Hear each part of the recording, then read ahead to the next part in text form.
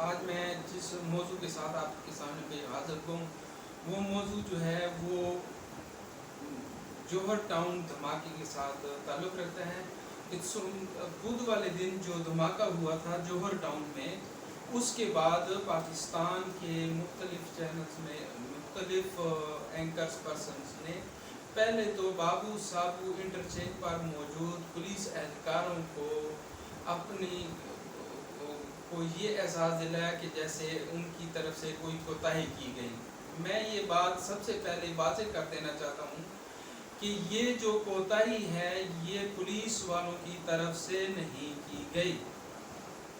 یہ کوتاہی جو ہے، دیکھیں پولیس کے اہلکار، آپ سب بابو سابو انٹرچینج کو جانتے ہیں کہ بابو سابو انٹرچینج پر ایک وقت میں کتنے لاکھ کتنے ہزار گاڑیاں جو ہیں پر موجود ہوتی ہیں، کراسنگ کے لیے موجود ہوتی ہیں۔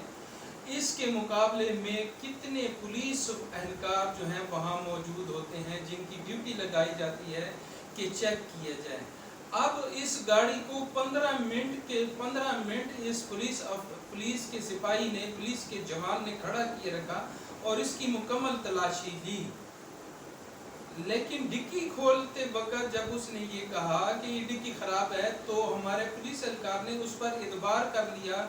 وہ شکل صورت سے ہی ایسا ہوگا جس پر اعتبار کیا جا سکتا ہے، باقی گاڑی ایسی ہوگی، کیونکہ ہمارا جو پیچھے سے کلچر چلا آ رہا ہے، نواز شریف دور سے جو کلچر پنپ رہا تھا، زرداری صاحب کے دور سے، بینظیر بھٹو صاحبہ کے دور سے جو کلچر ہمارے معاشرے میں پنپ رہا تھا، وہ یہ تھا کہ جیسے ہی کوئی لگژری گاڑی دیکھو تو اس کو اس لیے مت روکو کہ ہو سکتا ہے اس میں کسی امیر باپ کا بیٹا بیٹھا ہو، اور عام پولیس والا تو اس گاڑی کو روکتا بھی نہیں تھا۔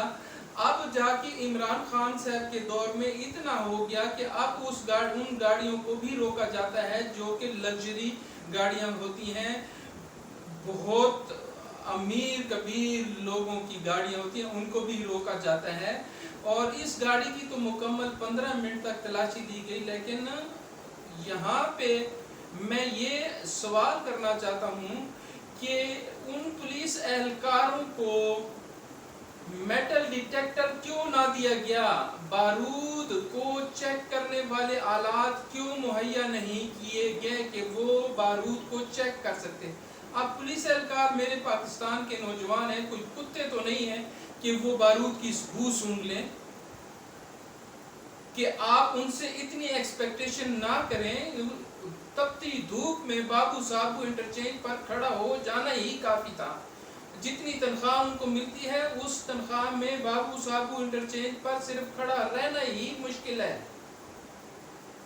اب اس پولیس اہلکار نے ان کی چیکنگ بھی کی، اب بو تو رہ گئی، صرف سونگنا ہی باقی رہ گیا ہے کہ سونگتا کہ گاڑی بارود سے بھری ہوئی ہے کہ کیا ہے، لیکن یہ میری نظر میں یہ پولیس کی کوتاہی نہیں ہے۔ میں پھر کہہ رہا ہوں یہ پولیس کی کوتاہی نہیں ہے۔ جب اس گاڑی کو مکمل طور پر فالو کیا گیا تو یہ جوہر ٹاؤن میں جا کر اس کو روک لیا گیا، جس کی وجہ سے اس کو دھماکہ کرنا پڑا۔ وہ جو ہے وہ پھٹی، اس کے نتیجے میں 4 افراد ہلاک ہوئے اور 20 افراد جو ہیں وہ شدید زخمی ہوئے، جن میں سے 6 کی حالت بتایا جاتا ہے کہ وہ کریٹیکل ہے۔ لیکن ان تمام باتوں کے پیچھے جو ہمارے اپوزیشن لیڈران ہیں، جیسے کہ بلاول بھٹو، جو کہ پرچی پہ بھی نہیں، اس کو یہ بھی پتہ نہیں ہے کہ وہ بلاول بھٹو ہے کہ بلاول زرداری ہے، اس کو یہ بھی پتہ نہیں ہے، لیکن اس کو اعتراض کرنے کا موقع مل گیا اور اس نے اس واقعے کو اشرف غنی اور افغانستان سے جوڑ دیا۔ اس بات کو وہ بالکل نظر انداز کر بیٹھے ہیں کہ افغانستان پر جو پرائم منسٹر عمران خان کا سٹانس ہے وہ بالکل صحیح ہے، انہوں نے جو سٹانس لیا ہے وہ بالکل صحیح ہے۔ ہاں، اس میں جو نمبر تھے نا وہ اپوزیشن کے نہیں بن سکے، تو اپوزیشن اس لیے واویلا مچا رہی ہے کہ یہ جو جوہر ٹاؤن والا دھماکہ ہے یہ افغانستان کا کیا دھرا ہے، افغانستان کے جو وہ ہیں معاملات ہیں، اس کا عمل دخل اس میں شامل ہے۔ اگر اپوزیشن کی APC بلا لی جاتی اور اپوزیشن سے مشورہ کر لیا جاتا تو پھر کوئی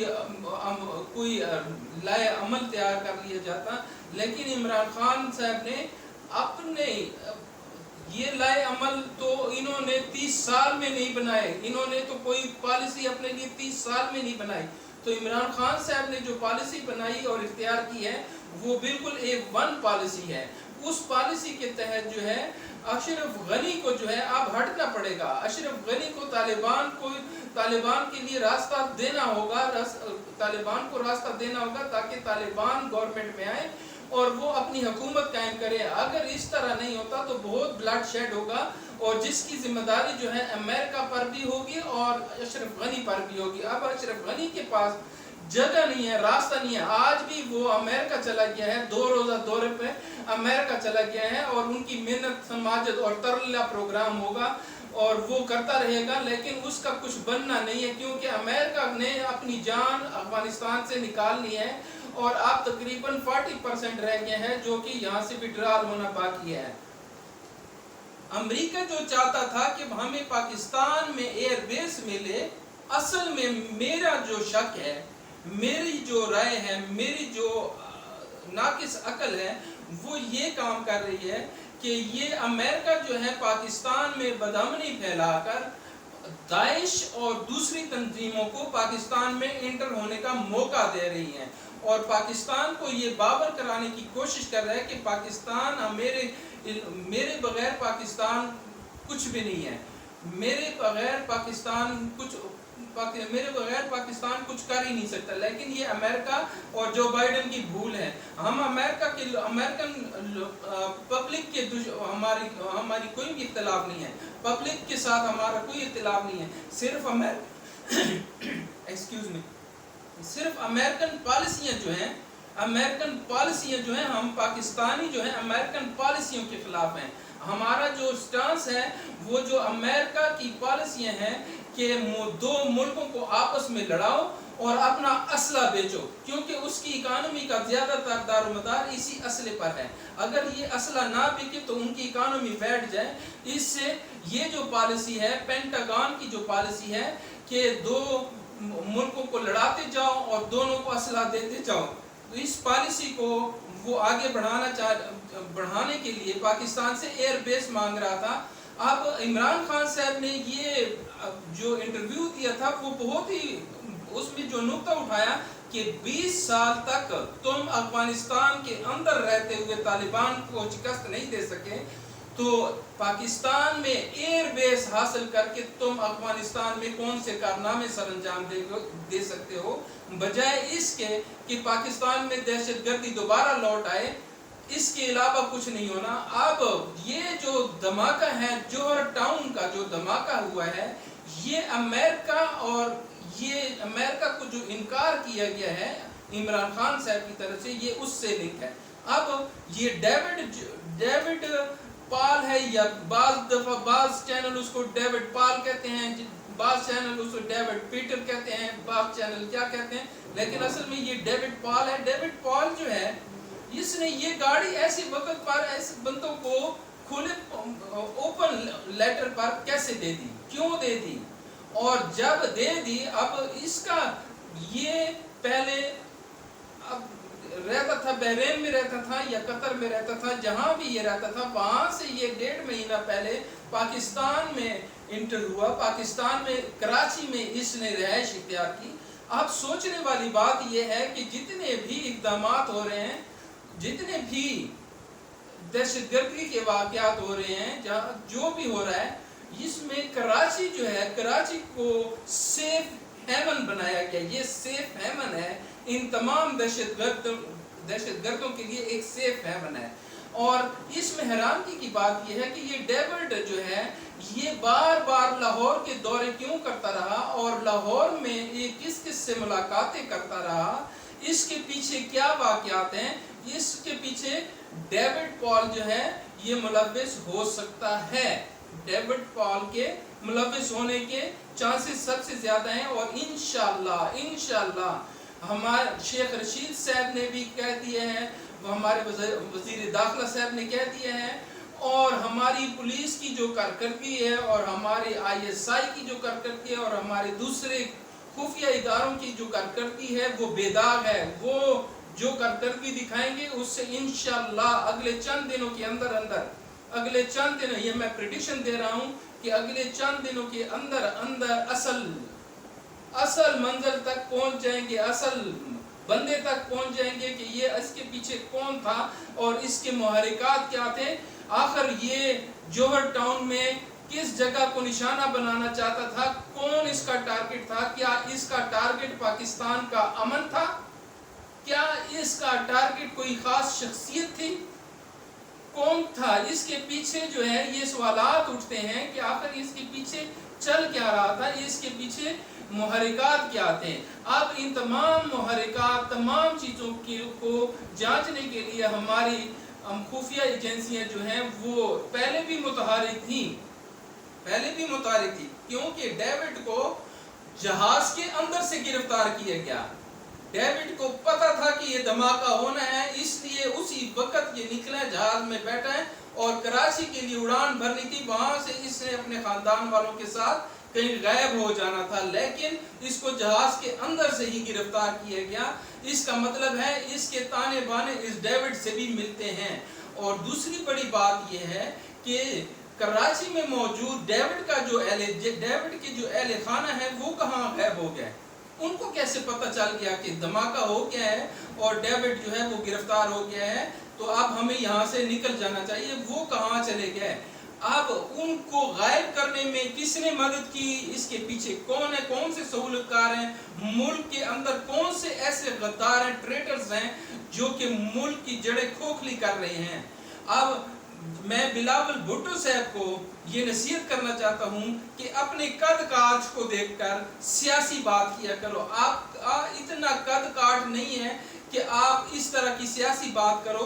आप पहले अपनी नस्ल को का तयन करके लोगों को टीवी पर आकर बताओ कि मैं बिलावल भुट्टो हूँ या बिलावल जरदारी हूँ।